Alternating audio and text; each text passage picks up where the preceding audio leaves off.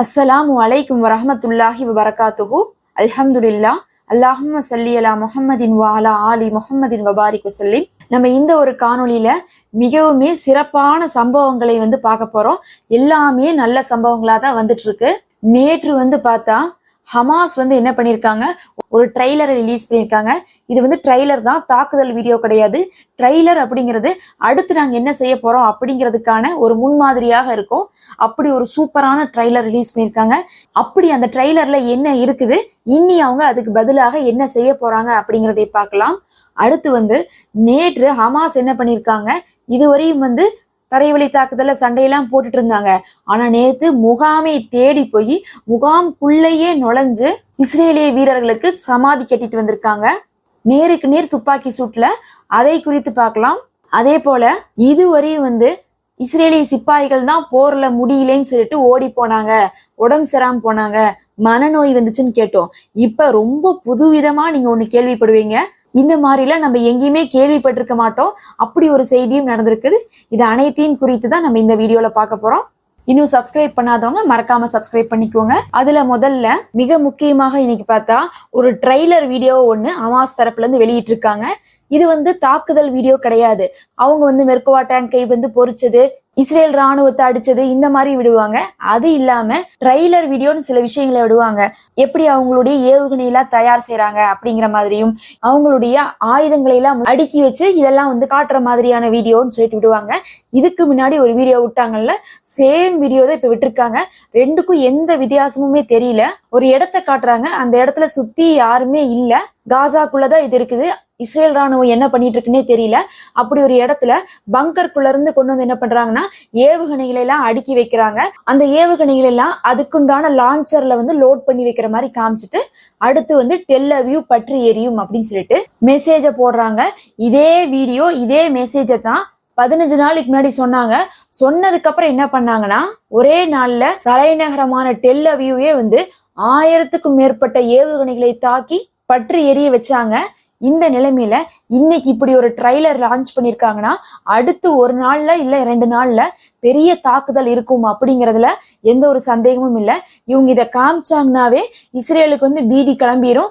அடுத்த அடி இப்ப தலைநகரத்துக்கு வரப்போகுது அப்படின்னு சொல்லிட்டு நேத்துதான் நியூ இயர்க்கு வேற ஏவுகணைகளை எல்லாம் அனுப்பி புது வருடத்தை தொடக்கி வச்சாங்க ஹமாஸ். அதுலயும் 600 ஏவுகணைகளை அனுப்பிச்சிருந்தாங்க. இப்ப இந்த மாதிரி ட்ரெய்லர்லாம் ரிலீஸ் பண்ணிருக்காங்கன்னா 600லாம் ரொம்ப கம்மி. ஏற்கனவே 1000 அடிச்சிருக்காங்க. அப்ப இந்த தடவையும் ஆயிரக்கணக்கான ஏவுகணைகளை வீசுறதுக்கு இவங்க தயாராக இருக்கிறாங்க அப்படிங்கக்கூடிய ஒரு விஷயத்த மறைமுகமாக சொல்லியிருக்காங்க. நம்ம நாளைக்கு அது சம்பந்தமான நியூஸ் வரும், நம்ம பார்க்கலாம். அடுத்து இன்னைக்கு ஒரு தரமான தைரியமான ஒரு சம்பவத்தை அல் கசாம் படை செஞ்சிருக்காங்க. காசாவுல தூஃபா அப்படிங்கக்கூடிய ஒரு பகுதியில ராணுவ முகாமை அமைத்து இஸ்ரேலிய ராணுவம் தங்கிட்டு இருந்துச்சு. அந்த ராணுவ முகாமுக்குள்ளேயே என்ன பண்ணிட்டாங்கன்னா, இவர்கள் உள்ள போயிட்டாங்க. உள்ள போய் நேருக்கு நேராக துப்பாக்கி சூட்ல 15 இஸ்ரேலிய வீரர்களை சுட்டிருக்காங்க. சுட்டதுக்கு அப்புறம் இவங்க வெளியே அவங்க என்ன சொல்றாங்கன்னா, நாங்க வந்ததுக்கு அப்புறம் அங்கிருந்து ஹெலிகாப்டர்ல அவங்களுடைய உடம்பெல்லாம் தூக்கிட்டு போனாங்க. அவங்களுக்கு மருத்துவம் எல்லாம் கொடுக்க முடியாது, எல்லாருமே இறந்துட்டாங்க. நாங்க சுட்டதுல கொண்டு போய் புதைக்கதான் செய்யணும் அப்படின்னு இருக்காங்க. அப்படின்னா நேரடியாக உள்ள போய் இவங்க கொன்னுட்டு தான் வெளியே வந்திருக்காங்க. அப்படின்னா இதுவரையும் இவர்கள் மறைந்திருந்து தாக்குதல் செய்துட்டு இருந்தாங்க, பாம் எல்லாம் போட்டாங்க, இதெல்லாம் பார்த்திருப்போம். இப்ப என்ன பண்ண ஆரம்பிச்சிட்டாங்கன்னா, இவங்க உள்ள போய் நேருக்கு நேரா தாக்குதல் செஞ்சுட்டு வந்திருக்காங்க. அதுல ஒருத்தவங்க கூட உயிரோட இல்ல அப்படிங்கக்கூடிய தகவல் இருக்கு. இன்னி இஸ்ரேல் ராணுவமானது முகாம்ல தங்குறப்ப கூட பயந்துட்டே தான் தங்கணும் காசாக்குள்ள இருக்கும்போது. அடுத்து இஸ்ரேல் தரப்புல இருந்து ஒரு 2 செய்திகள் வருது. விமான தாக்குதலை செய்ய மாட்டோம்னு சொல்லி இஸ்ரேல் ராணுவத்தினரே சொல்லிட்டாங்கன்னு சொல்லிட்டு. ஏன் அவங்க அப்படி சொன்னாங்க? இத்தனை குழந்தைகளை எல்லாம் கொன்று குவிக்கிறனால அவங்களுக்கு மனசு வராம சொன்னாங்களா அப்படிங்கறத நம்ம பார்க்கணும். நேற்றைய தினம் கூட நம்ம காலையில போட்ட வீடியோல கூட சொல்லியிருப்போம், 30 பேர் கிட்டத்தட்ட விமான தாக்குதல்ல இறந்திருப்பாங்க. அப்படி இருக்கும்போது என்ன ஒரு திடீர் மாற்றம்னு பார்த்தா, இந்த கடந்த ஒரு வாரமாகவே ஹமாஸ் தரப்பினர் என்ன பண்ணிட்டு இருக்காங்க, ரஷ்யாவுடைய ஏவுகணைகளை பயன்படுத்தி அங்கிருந்து வரக்கூடிய அந்த ஹெலிகாப்டர்கள், ட்ரோன் அதெல்லாத்தையுமே சுட்டு வீழ்த்திட்டு இருக்காங்க. இதுக்கு பயந்துட்டு என்ன சொல்லிட்டாங்கன்னா, நாங்க அதுக்குள்ள போக மாட்டோம் அப்படின்னு சொல்லிட்டு அந்த குறிப்பிட்ட ராணுவ பிரிவுல இருக்கவங்க சொல்லிட்டாங்க. இவங்களுக்கு எப்பயுமே கொல்லுறோமேன்னு சொல்லிட்டு மனசாட்சியில உறுத்தாது. ஏற்கனவே அங்க எத்தனையோ மக்கள் இறந்தாலும் கூட 1000க்கும் மேற்பட்ட குழந்தைகள் 2 கால்களை இழந்த நிலைமையில இருக்கிறாங்க அப்படிங்கக்கூடிய தகவல் இருக்கு. அல்லாஹுதான் காப்பாத்தணும். அவ்வளோ ஒரு கொடுமையான நிலைமையில இருந்துட்டு இருக்காங்க. அப்ப எல்லாம் இவங்களுக்கு மனசு வரல, இவங்களை தாக்குறாங்க அப்படிங்கறதுனால பயந்துட்டு இப்ப போக மாட்டேன்னு சொல்றாங்க. இப்படி ஒரு குரூப் போக மாட்டேன்னு கிளம்பி இருக்காங்களா. இன்னொரு குரூப் யாருன்னு பார்த்தா டாக்டர்ஸ் என்ன பண்ணிருக்காங்க, இஸ்ரேலை விட்டுட்டு தப்பிச்சு ஓடி இருக்காங்க. எதனால டாக்டர்ஸ் போறாங்க, டாக்டர்ஸ்க்கும் போருக்கும் சம்பந்தமே இல்லையே அப்படின்னு சொல்லி பார்த்தா, இந்த போர்க்களத்துல இருந்து திரும்பி வரக்கூடிய இஸ்ரேலிய சிப்பாய்கள்லாம் எங்க போயிட்டு இருக்காங்க. அவரால் அதை சகிச்சுக்க முடியாம தனக்கே மனநோய் ஏற்பட்டுருன்னு சொல்லிட்டு இஸ்ரேலை விட்டே நிறைய மருத்துவர்கள் தப்பிச்சு போயிட்டு இருக்காங்க. இதுல இருந்தே நம்ம புரிஞ்சுக்கலாம் எந்த அளவுக்கு இஸ்ரேல் ராணுவத்துல மனநிலையில பாதிக்கப்பட்டிருக்காங்கன்ட்டு. ஒரு கட்டத்துல இவங்க டாக்டரையே பைத்தியமாக்குறதுனாலதான் டாக்டர்ஸ் எல்லாம் ஓடுறாங்க. இதைத்தான் இவங்க தரைவழி தாக்குதலுக்கு போயிட்டு சாதனையா கொண்டு வந்துட்டு இருக்காங்களோ தவிர அங்கிருந்து இவங்க எந்த ஒரு வெற்றி செய்தியும் கொடுக்கறது இல்ல. தொடர்ந்து மனநோய், உடல் நோய், ஏதாவது ஒரு விஷயங்கள், நோய் இல்ல இழப்பு, இதை தவிர எந்த ஒரு நல்ல செய்தியும் இஸ்ரேலுக்கு கிடைப்பதே கிடையாது. இதவே அப்படியே நம்ம காசாவில் எடுத்து பார்க்கணும். காசாவில 23 லட்சம் மக்கள் இருக்காங்க. அதுல பார்த்தா யாருக்குமே சோறு தண்ணி இல்ல. இதுவே பெரிய கஷ்டம். ஒரு 2 மாசம், இப்ப 3 மாசத்தை நெருங்க போது போற ஆரம்பிச்சு. 3 மாசம் ஒரு மனுஷன் சாப்பாடு இல்லாம தண்ணி இல்லாம தினம் ஒரு நேரம் ஒரு வாய் சாப்பிடுறதுக்கே கஷ்டப்பட்டுட்டு இருந்தா, அதை விட மன ரீதியாக பாதிக்கப்படுறதுக்குன்ட்டு வேற எந்த ஒரு காரணமுமே வேண்டாம். அங்க இருக்கக்கூடிய இதெல்லாம் பார்த்தாலும் சொல்லிட்டு அங்க ஒரு கட்டிடமுமே இல்ல, எல்லாமே தரைமட்டமாயிருக்கு. வீடுகள்ல யாரும் இல்ல, முகாம்கள்ல இருக்கிறாங்க. நோய்கள் இருக்கு, வேலை இல்ல, வருமானம் இல்ல, வாழ்க்கையில சேர்த்தி வச்ச எல்லாம் போயிடுச்சு. முதல்ல இவங்கதான் மனநோயில பாதிக்கப்பட்டிருக்கணும். ஆனா அல்லாஹுடைய கிருபையில அங்கிருந்து ஒரு தகவல் கூட மனநோயில காசா மக்கள் பாதிக்கப்பட்டிருக்காங்கன்னு வரவே இல்லை. தினம் கொத்து கொத்தாக இறந்து போயிட்டு இருக்காங்க. கொலை பண்ற அவங்களுக்கே பைத்தியம் பிடிக்குதுன்னா, இறந்த ஜனாசாக்களை கையில வச்சுட்டு உட்காந்துருக்க அந்த மக்களுக்கு அடுத்த நொடி இறந்துருவோம் அப்படிங்கக்கூடிய நிலைமையிலையும், ஹாஸ்பிட்டல்ல கொடுமையான நிலைமையில அட்மிட் ஆயிருக்கக்கூடிய மக்களுக்கும் எந்த ஒரு மனநோயும் வரல. இதுதான் ஒரு ஈமான் கொண்டவர்களுக்கும் ஒரு முனாஃபிக்குக்கும் இருக்கக்கூடிய வித்தியாசமாக இருக்கு. அல்லாஹு நிச்சயமாக குர்ஆன்ல சொல்றான், அல்லாஹுவை நினைவு கூறுவது நம்மளுடைய மனதை அமைதிப்படுத்தும்னு சொல்லிட்டு. அப்ப நம்மளுடைய மன அமைதியே அல்லாஹுவை நினைவு கூறுவதுதான். அந்த மக்கள் ஒவ்வொரு நொடியும் அல்லாஹுவை நினைவு கூர்ந்து கொண்டேதான் இருக்காங்க. அதன் காரணமா தான் ஆஸ்திரேலியா, அமெரிக்கான்ட்டு மக்கள் எல்லாம் இஸ்லாத்தை தழுவிட்டு இருக்காங்க. எந்நேரம் பாருங்க அல்லாஹ் அக்பர், இன்னா லில்லாஹி வ இன்னா இலைஹி ராஜிஊன், இதேதான் அவங்க சொல்றாங்க. கஷ்டம் உடனே தொட்ட உடனே நபி ஸல்லல்லாஹு அலைஹி வஸல்லம் அவர்கள் சொல்லி கொடுத்த அந்த வார்த்தைகளை மட்டும்தான் அவர்கள் உபயோகப்படுத்துறாங்க. அவர்களுக்கு மன ரீதியாக எந்த நோயும் இல்லாம இருக்கிறாங்க. இதெல்லாம் நம்ம இந்த போர்க்களத்துல கற்றுக்கொள்ள வேண்டிய பாடமாகும். அடுத்து நாம நேத்து போட்ட வீடியோலயும் சரி, இன்னைக்கு காலையில போட்ட வீடியோலயும் சரி ஒரு விஷயத்த சொல்லியிருப்போம். 5 படைகள் வெளியே போகுதுன்னு சொல்லிட்டு அதை இன்னைக்கு காலையில போட்ட வீடியோல உறுதிப்படுத்தியிருப்போம். இஸ்ரேலுடைய ஊடகத்திலே இதை சொல்லியிருக்காங்க. அதுக்கு அவங்க என்ன காரணம் சொல்றாங்கன்னா, பொருளாதார ரீதியாக ஒரு காரணத்தை சொல்லிட்டு இருக்காங்கன்ட்டு. இப்ப இன்னொரு காரணத்தை அவங்க சொல்றாங்க. காரணத்தை மாத்தி சொல்றாங்க. ஆனா வெளியே போறது என்னமோ உண்மைதான். இப்ப என்ன சொல்றாங்கன்னா, இஸ்புல்லாவும் இஸ்ரேலை தாக்கி கொண்டிருக்கிறதுனால ரத்வான் படை உள்ள வந்துருச்சு. அப்ப அவங்களையெல்லாம் தாக்குறதுக்குன்ட்டு ஏதாவது ஒரு முக்கியமான படைகளை எல்லாம் இறக்கணும்ல. அதனாலதான் இந்த 5 படைய காசாவில இருந்து எடுத்து கொண்டு போய் இஸ்புல்லாவை தாக்குறதுக்காக நாங்க பயன்படுத்திட்டு இருக்கோம் அப்படின்னு சொல்லிட்டு இன்னைக்கு காரணம் சொல்றாங்க. நேத்து வேற காரணம் சொன்னாங்க, இன்னைக்கு வேற காரணம் சொல்றாங்க.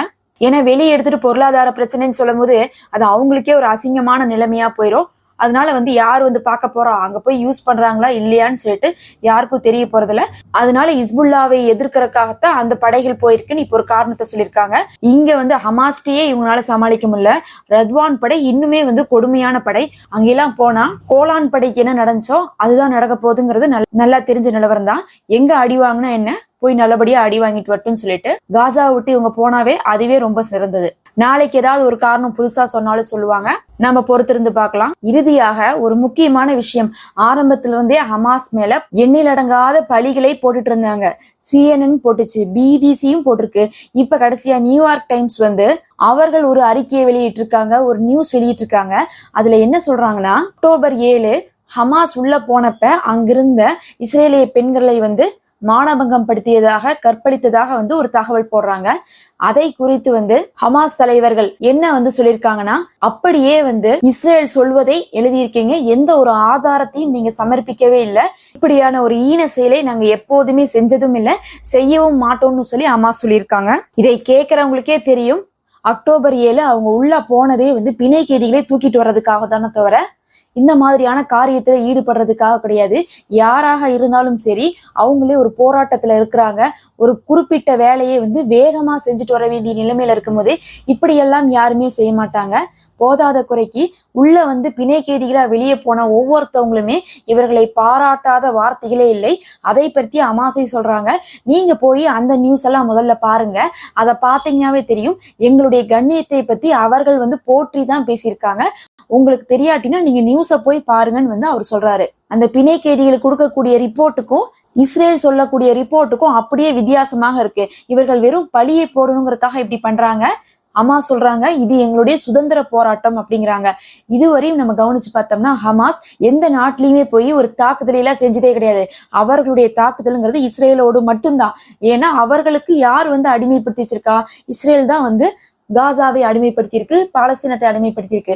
அதனால அந்த அடிமைத்தனத்திலிருந்து மீட்பதற்காக மட்டும்தான் இவர்கள் இந்த சண்டையை போடுறாங்களே தவிர, இதை தவிர எந்த ஒரு கெட்ட பேரையும் ஒரு தீமையான தாக்குதலையும் எந்த நாட்டிலையுமே அவங்க நடத்துனாங்க, அவங்க ஒரு தீவிரவாதி பட்டியலில் இருக்கிறவங்கன்னு சொல்லவே முடியாது. அவர்கள் ஜனநாயகத்துல ஓட்டு கேட்டு ஆட்சி செய்த அரசியல்வாதிகளாக இருக்காங்க. அவங்க ஒன்றும் தீவிரவாதிகள் கிடையாது. ஆட்சி செய்யணும் அந்த மக்களால தேர்ந்தெடுக்கப்பட்ட பிரதிநிதிகள். அவர்கள் எவ்வளவுதான் பதவியிலாம் இருந்தாலும் சரி, நம்மளே அடக்கி ஆழ்ந்துட்டு இருக்கிறதே இன்னும் ஒருத்தன் தான். நாம இங்க ரொம்ப கஷ்டத்துல இருக்கோங்கும் போது ஒரு கட்டத்துல எல்லாத்தையும் உடைச்சிட்டு அவங்கள்ட்ட சண்டை போடுற நிலைமைக்கு இப்ப ஹமாஸ் தள்ளப்பட்டிருக்காங்க. அவங்க சொல்றாங்க, ஹமாஸ் நாங்க மூச்சு திணறல இருந்தோம் அக்டோபர் 7 வரையும், அதனாலதான் அந்த தாக்குதலே நாங்க செஞ்சோம். இஸ்ரேல் எங்களை போட்டு கொடுமைப்படுத்திட்டு இருந்துச்சு, அந்த கொடுமைக்கெல்லாம் நாங்க முற்றுப்புள்ளி வைக்கிறதுக்காகத்தான் இதை செஞ்சோம்னு சொல்லிட்டு அவங்க எவ்வளவு கஷ்டத்துல இருந்தாங்க, எதுக்காக இந்த தாக்குதல் நடந்துச்சுன்னு சொல்லிட்டு அந்த நோக்கத்தை அவர்கள் பதிலாக கொடுத்திருக்காங்க. இது எல்லாமே சொல்லிட்டு கடைசியா ஒரு வார்த்தை சொல்றாங்க, நீங்க சர்வதேச நீதிமன்றத்துல கேஸ் போடுங்க, நாங்க பதில் சொல்றோங்கிறாங்க. இந்த வார்த்தையை யாருமே பயன்படுத்த மாட்டாங்க. சர்வதேச நீதிமன்றம் அப்படிங்கிறது எல்லாருமே பயந்து கொலை நடங்கக்கூடிய ஒரு விஷயமா இருக்கு. அதுல எல்லாம் கேஸ் போட்டுட்டா பெரிய நடவடிக்கையெல்லாம் எடுக்கப்படும். அதுல யார் பொய் சொல்லி கேஸ் போட்டாலும் சரி, அவங்களே இறங்கி ரிப்போர்ட்டை கலெக்ட் பண்ணுவாங்க. அதுல கண்டிப்பா உண்மை தெரியும். ஆனா இதை பத்தி பார்த்தா இஸ்ரேல் எதுவுமே பேச மாட்டேங்குது. இதுல இருந்தே தெரியுது இவர்கள் பொய் சொல்றாங்கன்ட்டு. இந்த போர் ஆரம்பிச்சதுல இருந்து குழந்தைகளை கொன்னாங்க, பெண்களை கற்பழித்தாங்க, வயதானவர்களை கஷ்டப்படுத்தினாங்க, இந்த மாதிரி என்னென்னமோ விஷயங்களே அவர்கள் மேல போட்டு அவங்களுடைய இமேஜை டேமேஜ் பண்ணும் அப்படிங்கிறது மட்டும்தான் இவர்களுடைய நோக்கமாக இருக்கோ தவிர அவர்களை போர்ல ஜெயிக்கலாம் அப்படிங்கறது இவங்களால முடியவே முடியாது. எப்படி CNN ஒரு விஷயத்தை போட்டுட்டு மன்னிப்பு கேட்டாங்களோ, அதே மாதிரி நியூயார்க் டைம்ஸும் இந்த விஷயத்துக்கு மன்னிப்பு கேட்கக்கூடிய நிலைமைதான் ஏற்படும். இந்த மாதிரியான விஷயத்தினால ஹமாஸுடைய பெயரை கெடுத்து விடவே முடியாது அப்படிங்கிறதை ஹமாஸ் தலைவர்களே தெரிவிச்சிருக்காங்க.